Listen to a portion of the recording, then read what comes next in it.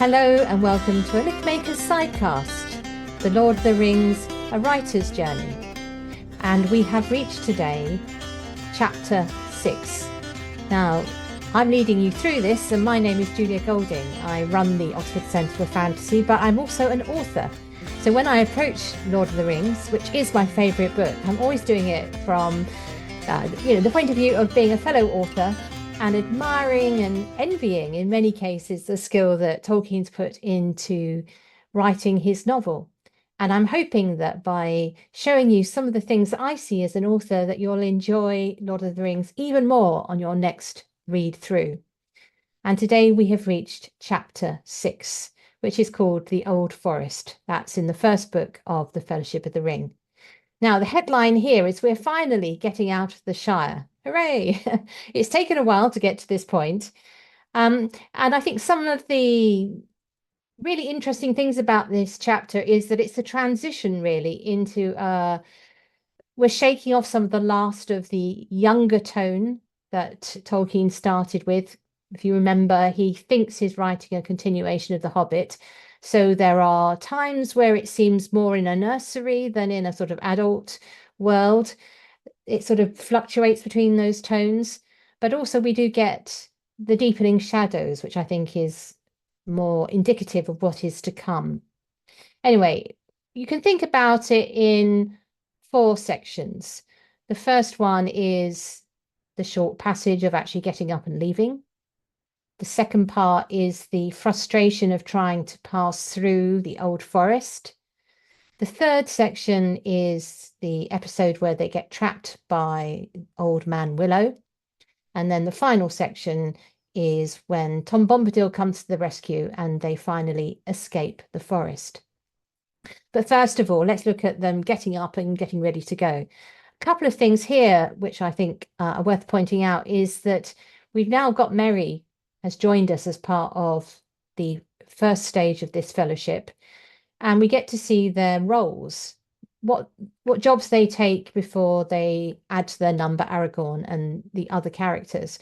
So basically, it's Merry is the organizer. He's the one who provides the ponies and has packed things up. He also has the money, the purse, and he has the local knowledge in this section. He's the one who knows how to get out of the Shire. He's the one who knows the most about the Old Forest. Sam is shown as the practical one because he's making breakfast. Pippin, we don't hear much about, which is kind of typical, wonderfully typical Pippin. And then we get Frodo as the last to be roused as like the senior officer. So if you're putting them in their sort of military roles, you've got Merry as like the quartermaster, Sam as the servant, the Batman, that means the valet or the servant to an officer. Pippin is just a junior officer, maybe, because he's quite posh, isn't he, being a Took? And Frodo is the commander of this little group. I think it's particularly fine, the opening of this chapter, with its evocation of autumn. I'm always struck by how accurate the descriptions are. That's why I feel reading Lord of the Rings is almost as good as going for a walk, particularly in this case, how sound travels in a mist. I remember making a mistake in my very first book that I ever wrote, where I had a fog. And I thought about it then, because I hadn't tested it, that fog muffles sound in the same way as your eyesight is muffled. And a friend who was more clued in on nature told me, no, it's the opposite, because the particles mean that sound travels. Tolkien knows more than I do about nature, because he makes that point that the one thing that comes to the fore in a mist is sound. And also he's very good at just the dampness of everything. He talks about every twig dripping. For those of you who live in the UK or have been here, you know how accurate that is at this September time of year when things are literally just heavy with dew and dripping. And there's another pattern that's set up here in this chapter. I'd say it's a pattern of opening and closing. It keeps being repeated. and I'll refer to it again. But in this case, even whilst they're still in the Shire, the mist is described as opening and closing behind them. And then there's the lovely detail of the silver cobwebs on the hedge. So lovely stuff. One thing I would like just to point out here is there is nothing generic about Tolkien's descriptions. You always feel as though he has a very specific place in mind. He knows exactly what he's talking about. A very clear sense of place. So, for example, just a little detail here that which you not paused on very long, but this gate going into the forest. He's thought about how this works. It goes down and under a wall. And then there's a gate at the other end with a key. It's all, you can walk every step with him in your imagination. And here we've got another theme that comes up again and again in this chapter, which is the foreshadowing of disaster. So Fatty Bolger, who's the hobbit who doesn't go with them, Fredegar, he says, as a sort of rather sad farewell, I hope you don't need rescuing before the end of the day. And we know if someone puts that in, it's like, yes, of course they're going to need rescuing. And that happens again and again. Right. So imagine we're going under the hedge and we're finally in the old forest, out of the Shire. And the first thing we get is a very hobbit discussion about stories. And Pippin asks, are the stories about the wood true? This is a very frequent way that Tolkien has of giving us basically background information. You know, ferret that away in your, put that away in your locker to be used if you're thinking of writing yourself. Because the answer to that question gives you what you need to know. It introduces the history of the forest. It gives you a sense of the long traditions that led to this, this moment in time. And it also sort of sets up where we're going to travel. So Merry talks about the battle between the hobbits at war with the trees, which was when the trees moved to overhang the hedge as if they wanted to invade the Shire or Buckland, and the hobbits fought them back and built a big bonfire in Bonfire Glade. I don't think they mentioned that to Treebeard later on, which is just as well, because it sounds like he wouldn't have been impressed. He might well have thought hobbits were like little orcs at that time. But anyway, we've got the sense of there's been a history of enmity between the hobbits and the trees, and that gives us that niggling feeling, the prickles at the back of our neck that things are not going to go well. We also have here another thing which we're going to see again in this chapter, but also it comes very much to the fore in Fangorn, where there's mention of the unintelligible language of trees, that they move. There's also a moment when a branch is dropped in response to Frodo singing a song to cheer them up. So we have here maybe already the seeds of the Ents are planted in Tolkien's mind, and it's where he wants to go. He doesn't go there fully in this chapter. The Old Man Willow is more like a horn, or which is the kind of semi-awake trees that we see later, or even his own kind of thing. But Tolkien's clearly playing with this idea of trees as a kind of threat and as a danger. We also get the idea there is a hint of paths, something making the paths that are leading the hobbits on. This is where we're beginning to have that pattern of things opening and closing, herding them in a direction they don't necessarily want to go. It means that when things happen, that they get lost, that they go up the hill, it feels earned, not just a coincidence that they wander into danger. Things are set against them. And here we have a very Tolkien theme, which comes up again and again, which is the tricksy path, the path that doesn't take you where you want to go.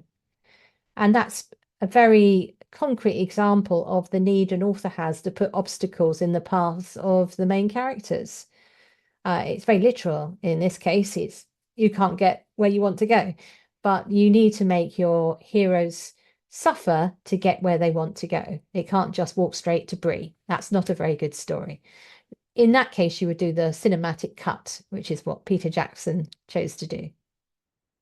So the other thing that Tolkien does, he measures out this feeling of frustration and then lightens it with a feeling of relief. Otherwise, the hobbits would just turn around and go back, even so early on. So here we have this growing sense of their feet. They feel watched, they're unnerved. Pippin, of course, is the first to crack. He lets out a cry, but it's described as if it's muffled by a heavy curtain. Again, that idea of woods being muffling and suffocating comes up again later in Fangorn. And Frodo, whose head we are in most of the time, is having misgivings this early on that he's taken this path. And just at the point where he might be saying, okay, let's go back home, try a different route, they find the bonfire glade. Things open out. So it's been closed, it opens out. And I love the detail here of the fireweed, which echoes the bonfire, the fire that was. So there's a memory of what to the trees would have been a massacre in the weeds that are growing in this bonfire. So you get a sense that it's not forgotten. So the hobbits are encouraged by reaching this opening, but as readers, we have that kind of fairy tale story knowledge, don't we? That it's a bad idea to follow what seems to be the easy road. So we have a sense that they are going to walk straight into danger, as Fredegar said. So after the muffling, we now get the hot and stuffy. So we get the ill will of the trees pressing against them. And in this section, Frodo's song, which he tries to sing to cheer them up, fails. And I think this is quite interesting because if you remember in the previous chapters, when they go walking, they've done quite a lot of singing, which does sort of cheer them up. It's funny, delightful. The elves hear it and are attracted to them. It's a positive, but it fails in the Old Forest. It's almost as if it says the Hobbit power no longer rules here because they are outside their home country. And Merry here voices caution. He's saying, you mustn't sing about trees failing. Wait till we've cleared the forest. And again, in this opening and closing, they're about to give up, but they are tempted on. Now, one of the problems as a writer about describing a forest is, of course, it seems to be all but trees. And I want to point out here something that Tolkien does to help us chart our way through. First of all, he's given us one landmark, which is the bonfire glade. We now have a second landmark, which we feel we're making towards. And it's a green hilltop, which he describes as being like a bull's head rising out of the encircling wood. So we feel we're going somewhere. We're not escaping the forest, but we're going further. We know a landmark that we can imagine. And indeed, the hobbits in Hobbits fashion have their picnic at the top of this, feeling a little bit out of the forest, though, of course, they've not escaped because they're still surrounded by it. And it's from the top of that landmark, the Shaven Crown one, they get to see the third landmark, which is the Valley of the Withy Windle. And as soon as Merry says, that's the queerest part of the whole forest, from their vantage point up on this island in a sea of trees, we know, sure as eggs are eggs, they are going to have to end up there, aren't they? And at this point, another discussion could have been, oh, well, I'm really not sure about this. I want to go back, that discussion. But again, they're tempted on by seeing just enough to give them heart. So they see the Barrow Downs in the distance.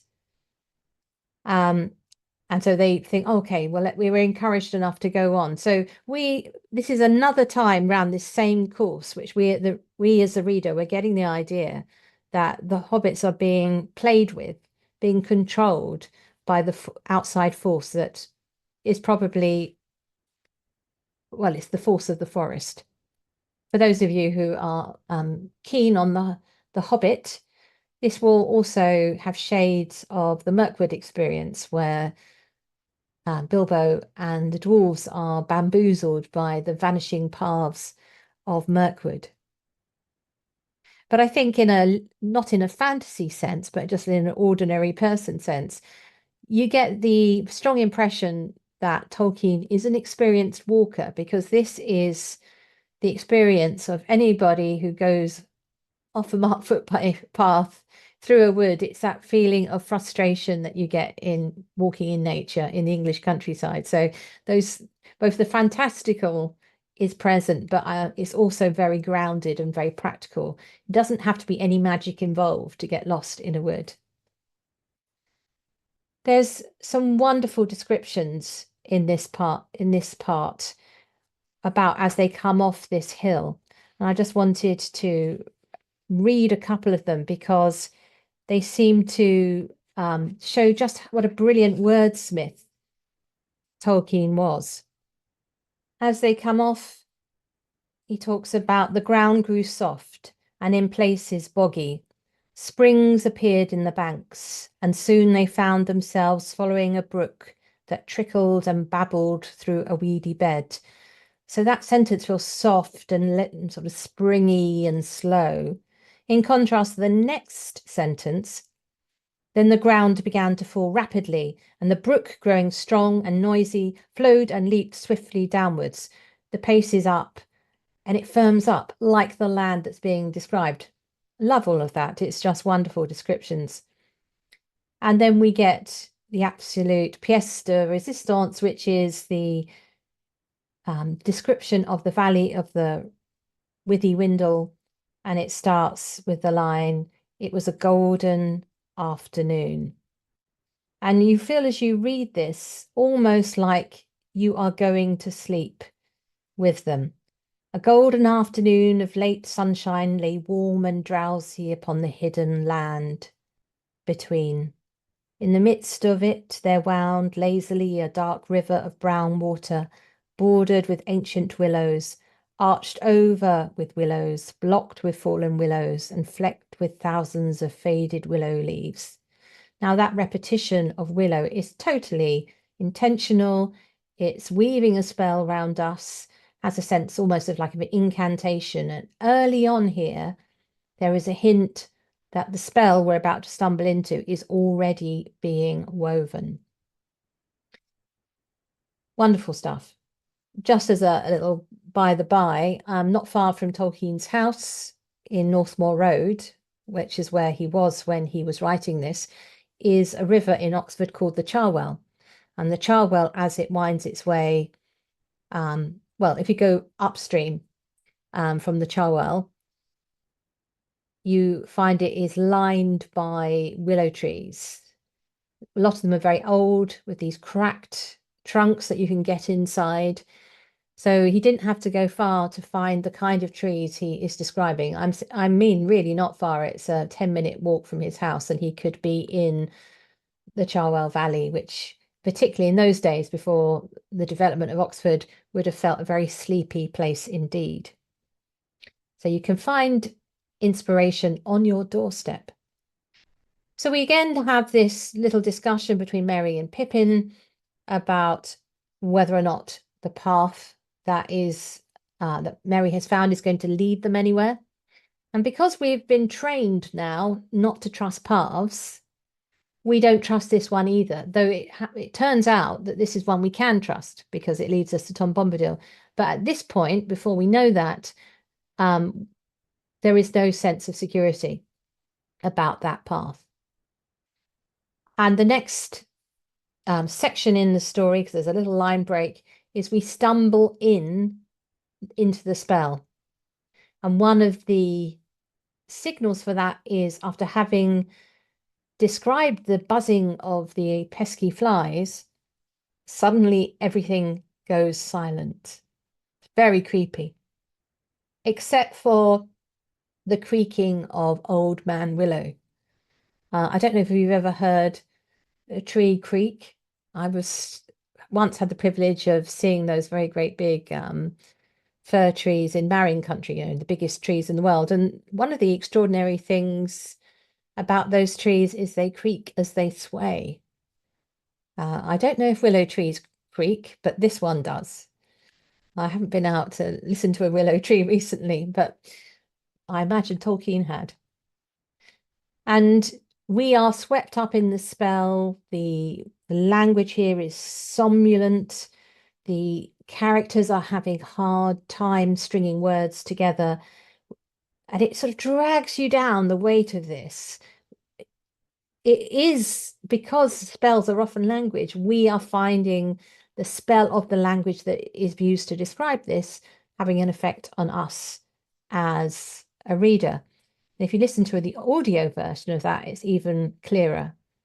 And it leads us to this moment, which has one of the most brilliant, unusual descriptions that Tolkien has for the natural world, where Frodo is sitting on a bough that is leaning over the water.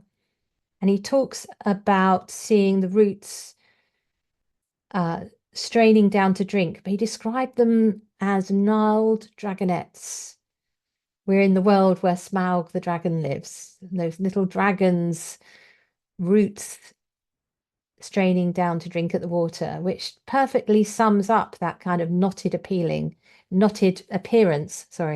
knotted appearance of tree roots trying to reach the river. And of course, he falls asleep suddenly. Now's a moment to switch from Frodo to Sam.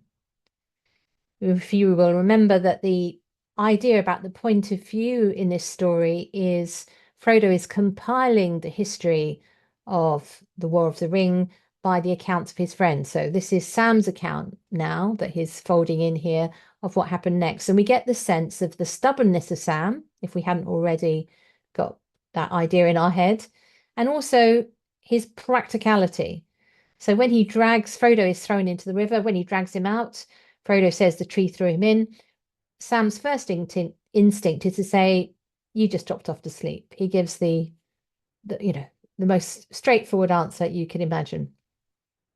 But then, of course, we see that actually probably Frodo was correct, because Merry and Pippin have been taken captive by the tree. Pippin's been swallowed up and Merry is half in, half out. And here we might have a nod to Shakespeare potentially, because those of you who know your Tempest, Ariel is freed from a tree by Prospero. That's the beginning of his service to the wizard Prospero. He's being freed from a tree where he was trapped by a witch's curse. Anyway, not having Prospero on hand, Frodo and Sam are left to try and work out how to free their friends. They talk about axes. They decide they couldn't do enough damage with their little hatchet that they have with them. And Sam comes up the idea of actually setting fire to the tree on the far side from where the friends are. And this is an echo, of course, of how the hobbits fought the trees in the bonfire glade. And here we get the warning from Merry, the tree is obviously communicating to him in some way. We're not sure, it's like a whispery voice, or he just knows what the tree is saying. The tree is saying, don't do it. And because he will squeeze him in half. It's a horrible claustrophobic image there. This is quite scary stuff. If he thought he was still writing for children, I find all this quite disturbing, enough to give you a nightmare. This is, I think, the nadir, the lowest point for the hobbits in the Old Forest. And of course, it's at this point where things shift and we get the arrival of Tom Bombadil. And it's interesting to see that one of the first things that happens as he approaches is the willow wind, this unnatural wind, which is called the willow wind by Tolkien, stops. Things are about to reverse. Okay, I think it's now time to stop and consider Tom Bombadil. Now, Tolkien was a writer who wrote by discovery. He hadn't planned. So in some ways, what he's doing here is throwing in elements of things he knows. And one element he had in his stories that he told his children was this character, Tom Bombadil. He had written poems about him that pre-exist the poetry in this section. And it's based on a toy that was given to the Tolkien children, which was like a little figurine of a guy with a yellow hat and a feather and a blue coat. I mean, it's what's described here. So he's folding in a familiar thing from the Tolkien nursery stories, but yet he's also growing him into a different role because this isn't a nursery story. He's coming to the realization that this isn't that kind of Hobbit Mark II story. And so he takes on shades of being like the mythological figure of the Green Man or the god Pan, a forest man, not quite a man, a forest entity who is powerful and at one with the wood that he is in. Though the poetry and the appearance are comic and light-hearted, he laughs, he talks in rhyming couplets with lots of nonsense, ring-a-ding-dillo type little tags, which are actually the sort of thing you find in medieval folk songs. So again, it's a sense of an older language, but it's also odd, doesn't feel necessarily organic to this world, because I think it is a character transported in. I think he succeeds.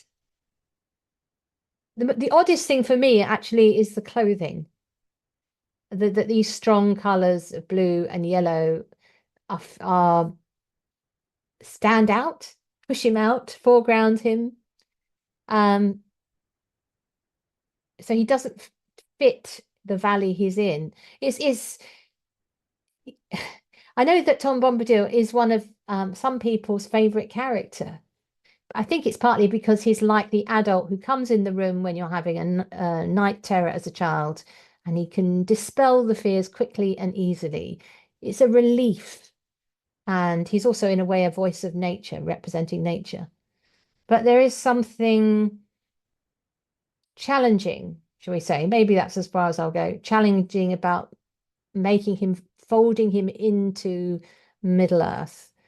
He never quite fits, which is understandable because he's been brought in from the outside. And also Tolkien sort of, I think, recognizes that by saying he's not part of this story. If you projecting forward to the Council of Elrond, they don't use him because his concerns are so different from the concerns of the characters in this story that he wouldn't see the importance of what they're trying to achieve.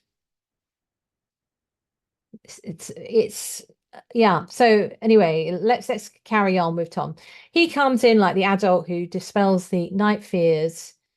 Even his speech has poetic rhythms.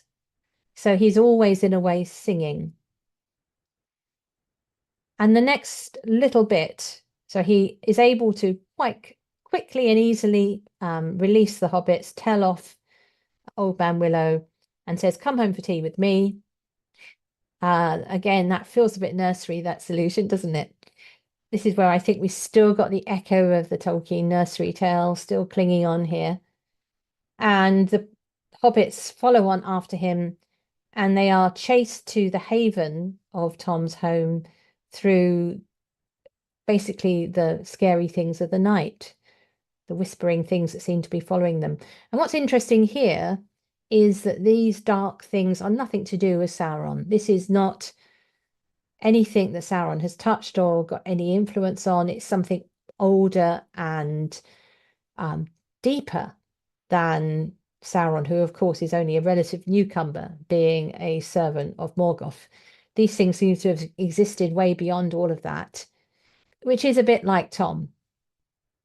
And one of the things this gives is a sense of the depth of Middle Earth, that even this massive story that we're part of is but a small part happening on top of a much older and deeper, longer history. And finally, at the end of the chapter, we escape the old forest. And this is signaled by the fact that The eaves of the forest are trimmed and clipped, and everything is under control. There's a stable, there's a house with golden light coming out the door. And we get another character who's an oddity in Middle-earth, which is Goldberry. She's introduced again with poetry. She also uses, like her partner, husband, spouse, I'm not quite sure what, her forever person. Anyway, she sings in couplets like him. And she is equal to Tom in both being a part and of this story. We never really understand how river daughters fit into the wider picture. Are they like the sort of demigods in some ways? It's never really followed through. Probably somebody has written an article on it somewhere, but I always felt that if she's the river daughter, then who's the river father? There's a sort of, it feels almost like a Greek sense of spirits rising out of the natural world, which I can't remember arising anywhere else in Middle-earth. So again, she's of Middle-earth, but also seems to be apart. And really is not mentioned again. So both Tom and Goldberry are just confined to this one little section.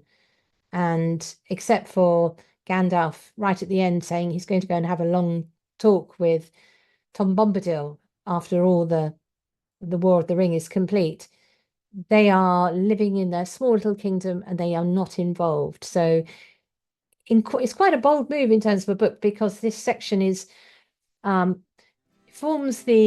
it serves the function of being a haven, a relief, something that gives you respite from the first darkness, because we're moving to a place of golden light. But it's not absolutely necessary. It's delightful, but it's not necessary. So that's what we're going to look at next in the next chapter.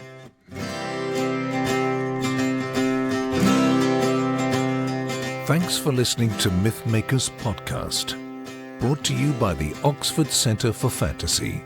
Visit oxfordcenterforfantasy.org to join in the fun. Find out about our online courses, in-person stays in Oxford, plus visit our shop for great gifts. Tell a friend and subscribe wherever you find your favourite podcasts worldwide.